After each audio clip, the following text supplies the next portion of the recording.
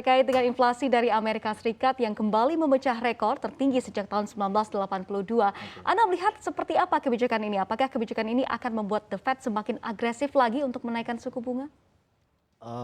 Betul tadi kata Bu Menkyu ya, bahwa pertanyaannya adalah bukan lagi apakah The Fed akan naikin atau enggak, tapi seberapa cepat dan seberapa tinggi.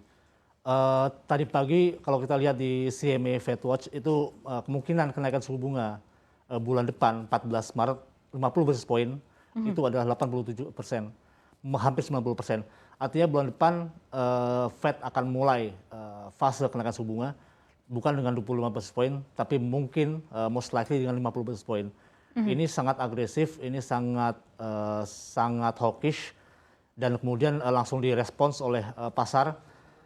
Yield US Treasury Bonds 10 tahun langsung naik ke 2%, pertama kali sejak awal 2020. Kemudian Wall Street-nya ambles 1-2%, dan kemungkinan akan direspon dengan negatif di pasar keuangan Indonesia hari ini jam 9 nanti.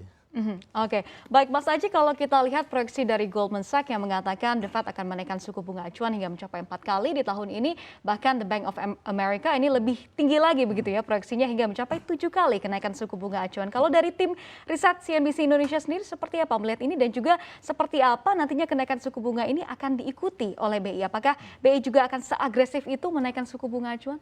Ya mungkin agak ini Mbak ya, agak dinamis mungkin kita melihat ke depan bagaimana proyeksi kenaikan Fed Fund Rate ini. Karena kemungkinan sih most likely 4 kali mungkin atau 5 kali paling banyak. Itu pun dengan asumsi 1 kali kenaikan 25 basis point. Tapi dengan sekarang perubahan dinamika yang terjadi, mungkin 50 basis point pada Maret, mungkin dinamikanya akan berubah lagi ke depan. Kalau sudah 50 basis point di awal, mungkin butuh 3 atau 4 kali lagi kenaikan suku bunga.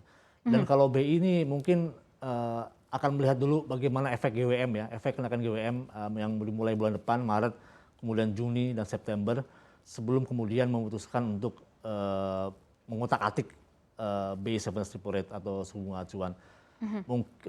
Kemarin Pak Peri sudah kasih hint, kasih petunjuk, kasih clue bahwa perubahan stance BI mungkin akan terjadi pada kuartal ketiga, Q3. Sejauh ini kami juga melihatnya seperti itu. Mungkin BI akan melihat dulu seberapa jauh efektivitas GWM dalam menjangkar ekspektasi inflasi. Jika itu efektif, mungkin bisa menunggu sampai ke Q3. Tapi kalau kemudian situasi globalnya begitu huru-hara dan inflasi domestik semakin terlihat menekan, bisa jadi BI akan mempercepat kenaikan suku bunga ke Q2, kuartal kedua. Baik, Anda melihat kenaikan 4 hingga 5 kali begitu ya Mas Aji. Nah, untuk efek dari inflasi tinggi dari Amerika Serikat ini kepada pasar keuangan kita seperti rupiah, lalu kemudian pasar surat utang dan juga pasar ekuitas kita, Anda melihatnya akan seperti apa dampaknya? Iya, ini kan chain reaction ya, chain reaction berantai dari US. Begitu The Fed naikin suku bunga, kemudian imbal hasil atau yield US Treasury Bonds akan naik seperti hari ini sudah naik ke 2%. Kemudian ini akan mendraw atau mengarahkan arus modal ke US Treasury Bonds, ke obligasi pemerintah US, yang kemudian membuat arus modal ke pasar-pasar lain itu menjadi seret, menjadi mampet, menjadi kering, seperti terlihat di Wall Street tadi malam. Itu juga akan, apalagi itu akan sangat terasa di pasar keuangan negara berkembang, di aset yang berisiko di negara berkembang. Jadi mungkin aset di pasar saham, kemudian aset berbasis rupiah, itu mungkin akan mengalami tekanan yang lumayan atas kabar tadi malam ya, kabar 7,5% inflasi US itu.